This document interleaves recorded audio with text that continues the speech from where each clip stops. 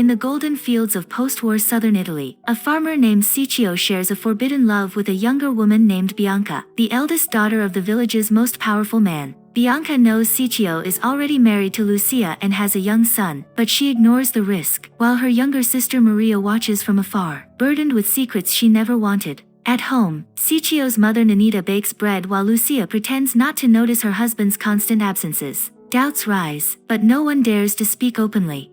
Bianca and Maria later return to the olive farm, where their powerful father Cumpa keeps an eye on his workers. During a break, Cumpa calls a young worker aside and tells her she can rest in the barn. Moments later, he follows her, and inside, the overbearing boss takes advantage of her. Maria witnesses it but runs away in silence, too afraid to tell anyone. On his way home, Ciccio is stopped by his former lover Linda, furious over being ignored. Later, he greets his son with warmth, showing how deeply he cares for him. During lunch, Ciccio confides in his mother about wanting to leave the village and follow his brother Antonio, who once ran off searching for a better life. Antonio no longer writes, but Nanita insists he has not forgotten them. That evening, Ciccio meets his friend Vincenzo at the tavern, where they see Don Luigi, a wealthy and ruthless landowner, buying olives from a desperate farmer at a cruelly unfair price. Unable to stay quiet, Ciccio steps in and offers to pay the farmer a fair rate. His bold stand embarrasses Don Luigi, who walks away with a smirk but takes note of Ciccio as a threat.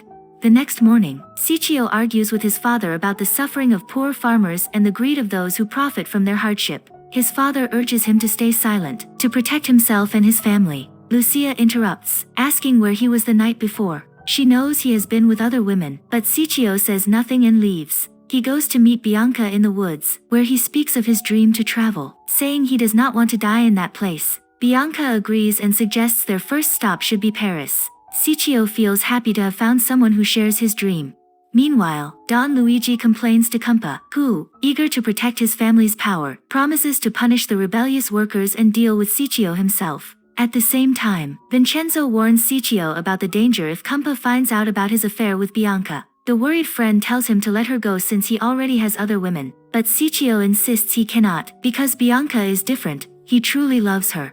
That evening, Ciccio's friends protest outside Cumpa's house. He steps in to calm them and promises to speak to Cumpa himself. Inside, Cumpa orders Bianca to serve Ciccio a glass of wine. He asks if Ciccio knows his daughter, but Bianca quickly answers no. Cumpa then brings up the tavern incident. Ciccio accuses Don Luigi of cheating the poor by buying olives for almost nothing. He declares that he will never bow to anyone, warning that if someone wages war on him, it will end in chaos. Cumpa mocks him with applause, then shakes his hand before Ciccio leaves with his friends.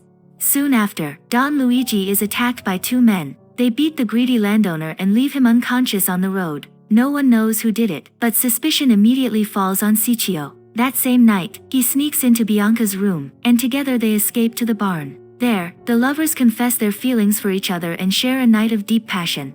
The next morning, Bianca quietly tells Maria what happened the whole night, and her sister calls her reckless. Maria asks when Ciccio left, but Bianca says she doesn't know since she was the one who left first. Behind them, Cumpa orders his son Cassimo to fetch hay from the barn. Thinking Ciccio might still be hiding there, the sisters become nervous, so Maria offers to go with her brother. Inside, Cassimo hears a noise and starts poking through the hay. Maria stops him, saying it's probably just an animal. After Cassimo leaves, Ciccio crawls out from hiding, and Maria helps him slip away. Bianca begins to fear that her father already suspects their affair, but Ciccio shows her a letter he wrote to Cumpa, asking for permission to marry her and leave the village together. However, Cassimo, having seen their closeness, confirms Cumpa's suspicions. Furious, Cumpa confronts his daughters, calling Bianca a disgrace and Maria a liar for covering for her sister. Bianca lashes back, stripping off her clothes and daring him to look, mocking him for his secret abuse of young girls in their barn. The next day, Ciccio personally delivers the letter to Cumpa, who says he cannot read it. Before Ciccio can read it aloud, Cumpa interrupts and invites him for a walk. Ciccio notices the damp soil beneath their feet, despite the blazing sun. Suddenly, Cumpa strikes him with a shovel and brutally kills him. He then displays Ciccio's body in the town square for everyone to see. The village grieves, especially his mother and wife. Bianca breaks down when she hears the news, no longer seeing Cumpa as her father. The farmers, who once looked to Ciccio for hope, now mourn the loss of the only man brave enough to stand up for them.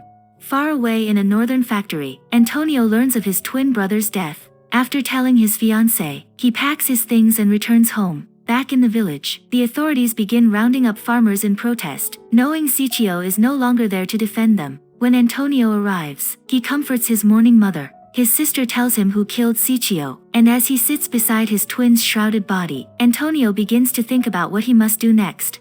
Bianca leaves her home to attend Cicio's funeral, but when Cassimo tries to stop her, she furiously threatens to kill him if he comes near. At the funeral, as the men prepare to carry the coffin, Lucia stops them and instead orders Cicio's other lovers to help her bring him to his grave. Bianca can only watch from a distance, crying as he is laid to rest. The following day, Antonio goes to the police station to ask about his brother's murder, but the sergeant says there is no proof to accuse the most powerful man in the village. As Antonio leaves, an angry man shouts at him, blaming Cicio for the arrest of his brother and 30 other farmers. Antonio later learns this man is married to one of Cicio's lovers. That same day, Antonio visits Cumpa's estate to face him. When he arrives, Cassimo rushes inside and ties up Bianca. He then confronts Antonio, telling him to leave because their family is not welcome. Antonio replies he is not afraid, saying everyone in the village already knows the truth. Cumpa then appears, saying that is exactly how he wants it, so the whole town sees what happens to those who cross his family. He declares that the law belongs to him and warns Antonio to leave now before his father loses another son. Later, Antonio bids his family farewell, but while riding the bus that evening, unease stirs inside him. The next day, Maria goes to the barn and suddenly screams. She calls Bianca, who is horrified to see the dead bodies of their father Cumpa and their brother Cassimo. Unlike Cicio's death, no one mourns them, except Bianca and Maria. The villagers turn against the sisters, with even the baker refusing to sell them flour. Bianca and Maria beg the police for help, but the officers say the countryside is beyond their authority. Left with no options, Bianca turns to Don Luigi. She explains that they own vast land, but no one will work for them anymore. Don Luigi offers to help, but only if she surrenders herself to him. Bianca refuses and walks away. Meanwhile, Antonio tries to return to his life at the factory, but grief still follows him. Though his fiancée shows him a new apartment given by her father, Antonio stays cold and distant. When his boss, who is also his fiancée's father, suggests he take some rest, Antonio instead asks for more work, burying his emptiness in long hours. That night, he writes a letter to his fiancée, telling her he cannot go through with the wedding. He returns to the village and surprises his mother. Then he goes to Cumpa's house to ask Maria where Bianca is. While waiting, he notices a photograph of a woman he recognizes. Maria explains it is their mother, who died young. Shocked, Antonio hurries away and confronts his father. There, his father finally confesses that he once had an affair with Cumpa's wife, and the child from that affair was Maria, making her Antonio's half-sister. Meanwhile, Bianca discovers a letter from Antonio, saying he has something important to tell her. She rushes to the village square, where she meets a man with the same face she once loved. She asks about the letter, and he softly whispers that he will marry her now. At his words, she closes her eyes, imagining herself in the red dress Cicio once dreamed of seeing her in. Antonio's father takes her hand, and the whole family walks toward the church. But just before stepping inside, Antonio looks back, leaving us to wonder, is he truly Antonio, or did Cicio take his place before it all ended?